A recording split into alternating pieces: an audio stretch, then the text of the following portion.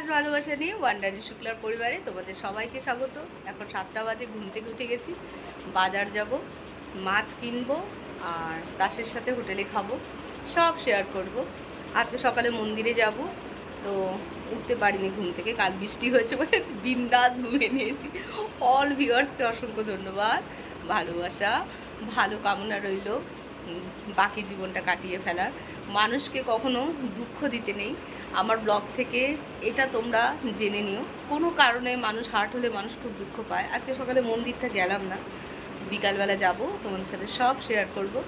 তো এখন যাই বাজারে, রান্না বান্না করতে হবে, জিনিসপত্রগুলো নিয়ে আসি।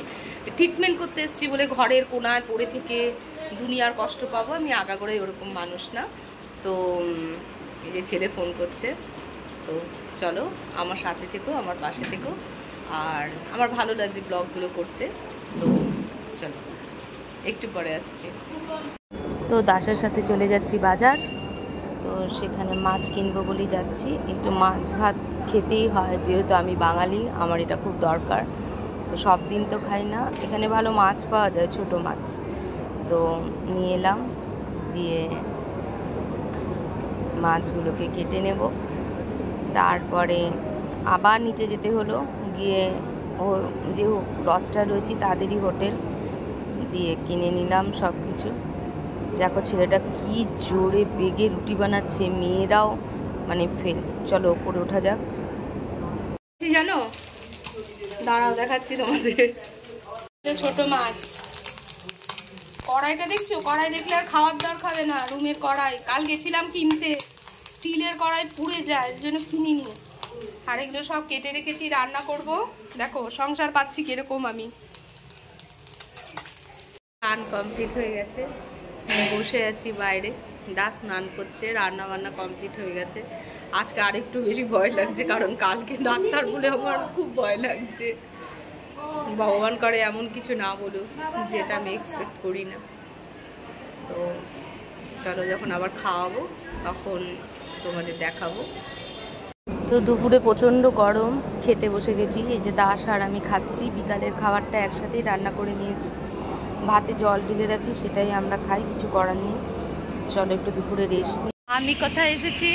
CMC, eastern medical college. চলো দেখাও, তোমাদের দেখাবো। এটা হচ্ছে চ্যারিটি। তো দেখো, ইন্টার্নস কোয়ার্টার। দেখো এরকমই ডাক্তাররা, সব জুনিয়র ডাক্তাররা, ফেসিলিটি, এগুলো হচ্ছে হসপিটাল। সবাই অনেক বিপদ দিয়ে এখানে এসেছে, কেউ বিপদ মুক্ত জীবন তো নাই। এরকমই বাস চলে ভেতরে। তো এখান থেকে রানীপাথে ট্রিটমেন্ট আমার, আমিও যাব সেখানে ট্রিটমেন্ট করতে। এখানে এসেই বাস ধরতে হবে। এই দেখো, এই যে বাস,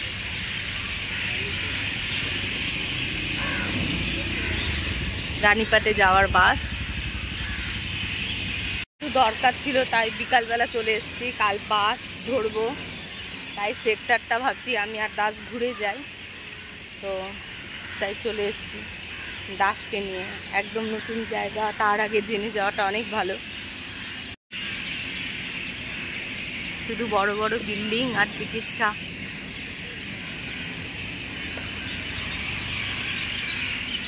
নিস্তব্ধতা বুঝিয়ে দিচ্ছে, পাখির যদি কলহ না থাকে, নিস্তব্ধতা বুঝিয়ে দিচ্ছে।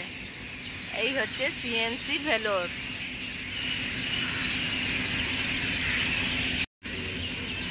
এগুলো হচ্ছে জুনিয়র ডাক্তার। খুব কষ্ট নিয়ে মানুষজন এসেছে এখানে ভালো খবর জানার জন্য। যে রেডিওলজি যেখানে হয় সেটা হচ্ছে এটার বিল্ডিং। সব দেখে দেখে আমিও নতুন, তো সব ঘুরে ঘুরে দেখছি, তোমাদেরও চেষ্টা করছি দেখানোর। তো সময় থাকতে বলবো চলে আসতে বেটার ট্রিটমেন্টের জন্য, ওয়েস্ট বেঙ্গলে না থেকে। ভর্তি যে সব স্টাফ দেখেছ।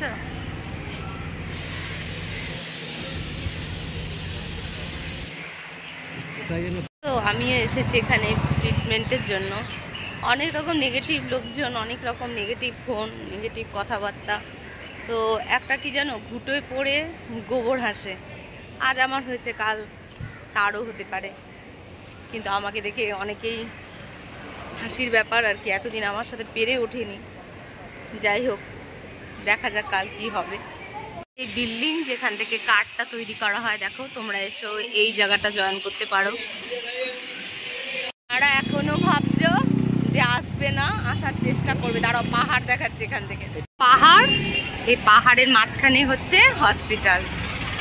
ওই দেখো ওইখানেও পাহাড় দেখছো, এই পাহাড়ের মাঝখানে হসপিটালটা। তো যারা এখনো ভাবছো যে কি করে আসবে, কিছু বিশ্বাস করো, কোনো ভয়ের কারণ নেই। আমি নিজে বলছি, কারণ আমি বাইরে একা চলতে পারি না। তো আমার একাই টাকা পয়সা নিয়ে যদি তুমি আসো, এটিএমে রেখে দেবে, কোনো অসুবিধা নেই। দারুণভাবে চিকিৎসা করে তুমি যেতে পারবে। আমি রুম থেকে আছি, ঠিক অপোজিটে আমার রুম, 5 মিনিট গলি দিয়ে আসতে হয়। তো দেরি না করে, যাদের ক্রনিক কোনো অসুখ রয়েছে অবশ্যই এসে যাও। আমার দেরি হয়ে গেছে, কাল দেখো কি রিপোর্ট হয়। এই যে দাস তো অনেক চিন্তায় আছে, সবাই চিন্তায় আছে, ঘর পরিবার সবাই, ছেলে।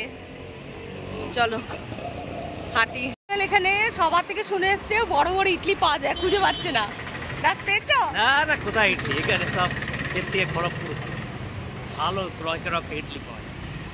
বলছে খড়গপুরে ভালো ইডলি পাওয়া যায়। দারুণ শহর, সমস্ত জিনিস এখানে খুব সুন্দর, বড় বড় ব্র্যান্ডেড জায়গার জিনিস বেশ সুন্দর। সামনেই পাহাড়, দেখি তো কি আছে। চলো আমার সাথে তোমরাও থাকো। বাজার রাত্রেবেলা সব কিছু পাওয়া যায়, সবজি টবজি রাত্রেই পাওয়া যায়। দেখেছো কত ভিড়। মেডিকেলের দোকান, সমস্ত ফল একদম আমরা যে লজে আছি সামনে পাওয়া যায়। চা, কোনো কিছুর এখানে কোনো অভাব নেই, কিছু নেই, কোনো ভয়ের কারণ নেই। অজোরে মানুষ, কেউ ভয় পালে অযথা ভয় পেয়ে ট্রিটমেন্টে আসবে না, এই কাজটা করবে না।